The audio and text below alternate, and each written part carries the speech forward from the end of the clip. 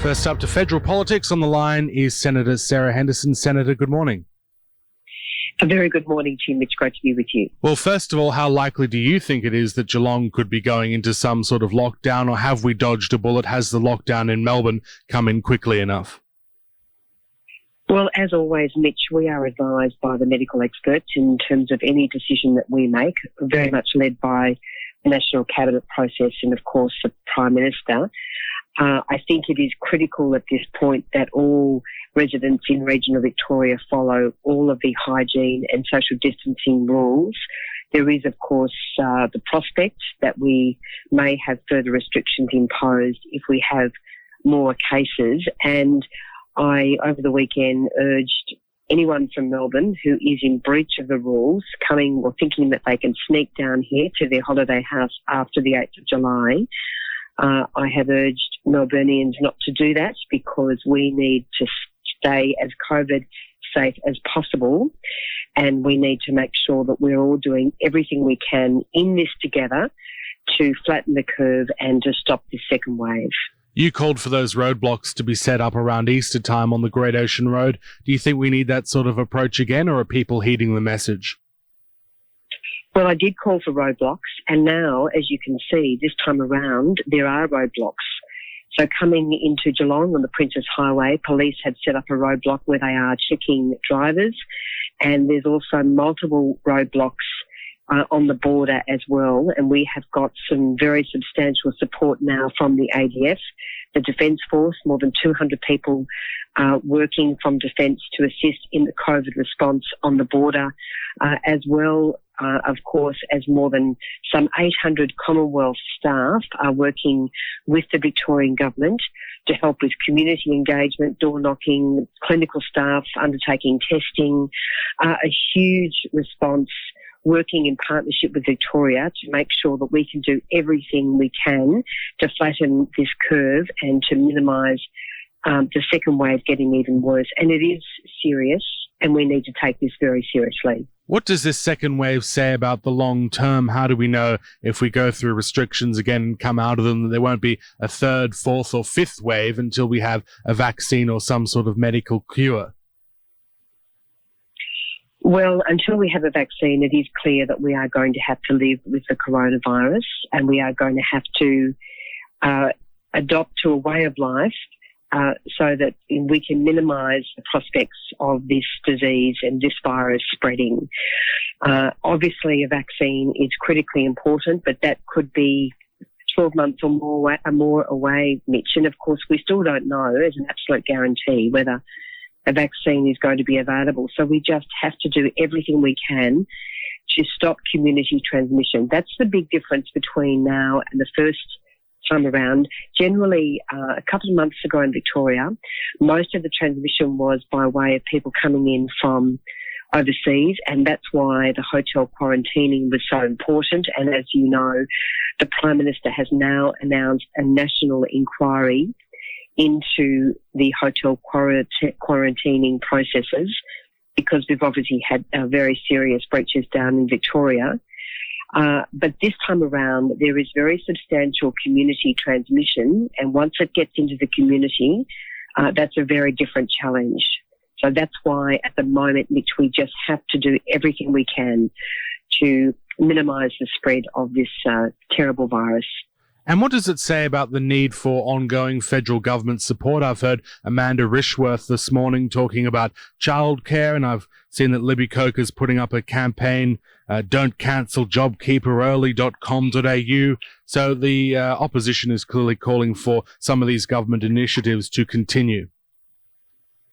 Well, as the Prime Minister said at his press conference last Friday, this campaign by Labor is an absolute disgrace. And it shows that federal Labor MPs, including the current Labor member for Corangamite, are not capable of working together to get through this huge challenge. That's very, very disappointing, because the Prime Minister and the Treasurer have made absolutely clear that income support will be continuing beyond the end of September. And those announcements are being made on the 23rd of July. when there's the economic update that will be announced by the Treasurer as well. So Labor will know that this income support will be extended and those parts of the economy most in need will be supported. And all of those details will be announced on the 23rd of July. So this is another campaign from Labor Central indicating that Anthony Albanese and his team of MPs are not capable of working together, and it really is a failure of leadership and very disappointing.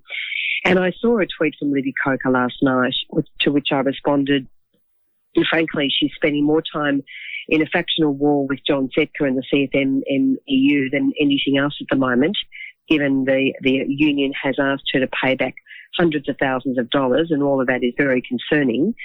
But I saw a tweet on childcare where she's called for an extension of JobKeeper on childcare without actually making it clear that we have provided nearly $750 million to the childcare industry for childcare centres and also to support childcare workers with their full wages, not just a part subsidy, a part wage. And again, it's just reckless, disappointing and irresponsible politicking from Labor. And frankly, no one is interested in the blame game at the moment. They just want their governments to get on with investing in their communities, in the economy, to make sure that we are saving lives and livelihoods. And that is the absolute focus of Scott Morrison and the Liberal National Government.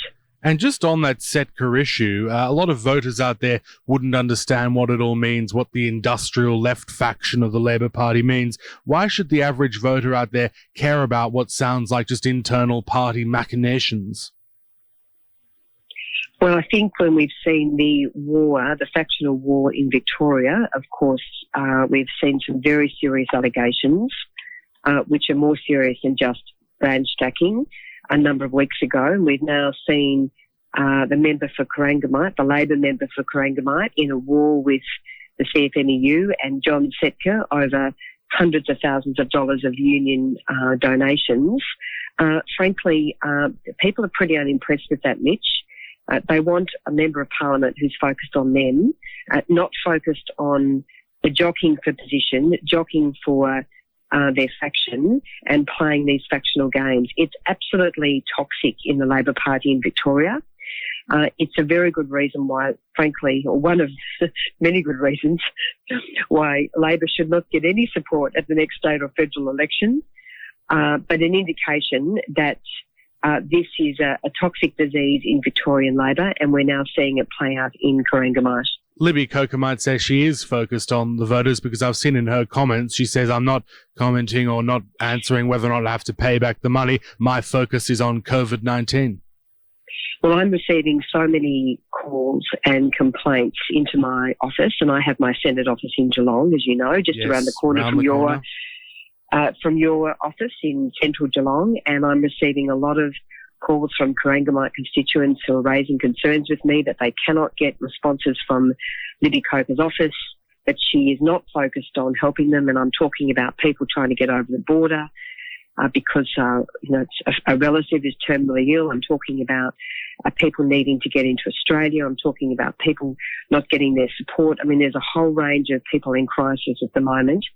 And so we're working very hard in my team in Geelong to support local residents, not just in Geelong, but in Ballarat, Gorton, Bendigo, in all of my patron seats. So I just say that sort of factional war games that's going on now in the Labor Party in Corangamite is very disappointing and, frankly, not what people want or care about. Just on that point about the offices, we had the ABC protesters with Libby Coker setting up out front a couple of weeks ago while I was on air here. I saw them all gathering outside. Then I think they headed up to your office. They're upset about what they say is cuts to the ABC. Do you accept there's been a cut to the ABC's funding? It's reduced in what they call real terms when you factor in inflation. No, I don't. And in fact, the ABC is one of the best funded broadcasters in the world, not just, of course, in the country. And I say that with a lot of experience in broadcasting. I worked for the ABC for 9 years. I also worked with other networks and saw what they were dealing with in terms of their revenues. The ABC is incredibly well funded. and it has a staff wages bill of in excess of $550 million. So the ABC receives an enormous amount of funding from the Morrison Liberal government. But what I am very concerned about is that the ABC is very poorly resourced in regional Australia, including in Geelong, where it has this tiny dog box of an office as part of Pulse FM's offices. Now, Pulse FM's got a great setup, but the ABC has one tiny little office, and it is an absolute embarrassment that they have these palatial digs in Melbourne and Sydney with the most appalling facilities. And yet, Libby Coker and about 4 people who are all active, supporters of hers, were outside Pulse FM protesting and did not at one point raise the need for more investment in Geelong and regional Victoria. And in fact, there was a promise by the ABC to put, at least $300,000 into Geelong by way of a Geelong-based ABC radio station. There was some issues with, of course, Spectrum, and that was a difficult issue because there was an issue with Pulse.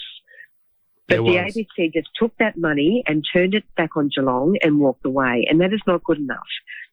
And when you have many staff with the ABC, and of course we know that the ABC is solely responsible for its editorial and operational businesses right across the board.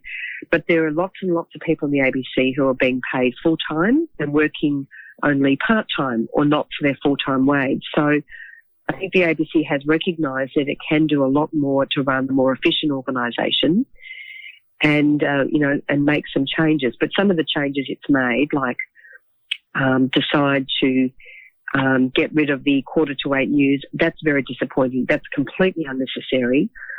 They've got the resources to continue with that radio news bulletin. And so I personally am very disappointed by that decision, and very disappointed that the ABC, at a time when so many other media organisations, including regional newspapers, have been forced to close their doors, journalists around the country have been forced to take massive pay cuts to keep the doors of their organisation open. The ABC and the so-called Friends of ABC are going on this campaign, which does not reflect the fact that it is very generously funded and does not, in fact, fairly distribute its funding throughout Australia, including regional Victoria. What could they cut up in Melbourne or in other CBD areas if they were to improve the operations here in Geelong? Would it be comedy programs like At Home Alone Together? Look, Mitch, those matters are for the ABC to decide. But when you have decisions like the 7:45 news bulletin being cut, when in fact, and I am reliably told that there are plenty of resources for that bulletin to continue, then, I'm just questioning the ABC's decisions. So, as I say, the ABC is very well resourced. The programming decisions are a matter for the ABC.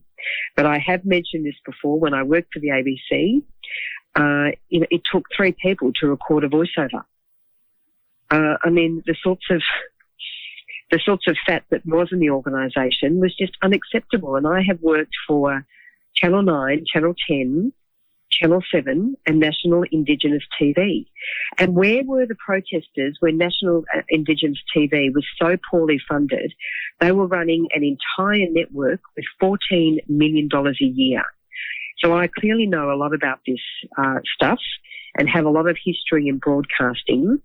And no one ever came out to protest when National Indigenous TV was so poorly funded by the then Labor federal government, compared with the more than $1 billion a year that the ABC received. So there is some real hypocrisy from the so-called Friends of ABC, and I'm disappointed that they aren't able to take a more objective look.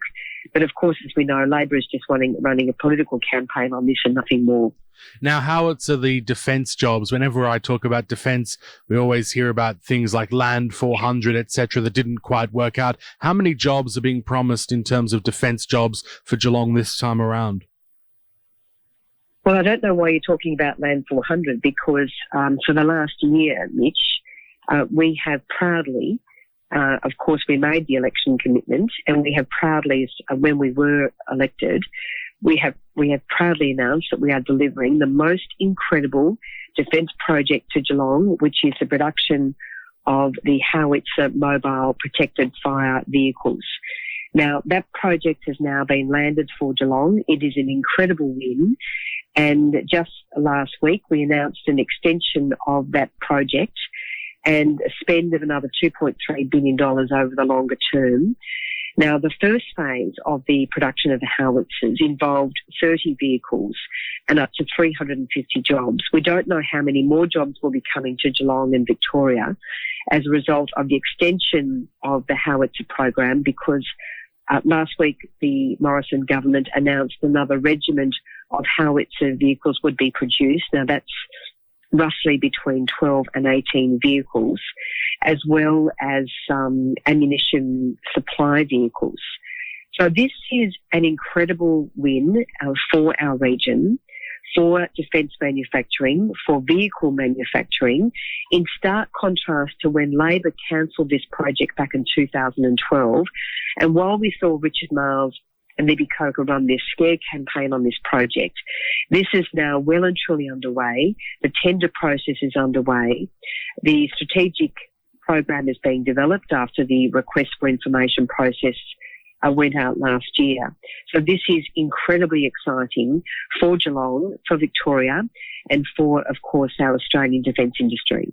Well, we have to leave it there. Thank you very much for being on the program, and we'll talk to you again next month. It's always great to talk to you. Thank you so much, Mitch. Thank you very much, Senator Sarah Henderson, joining us there this morning.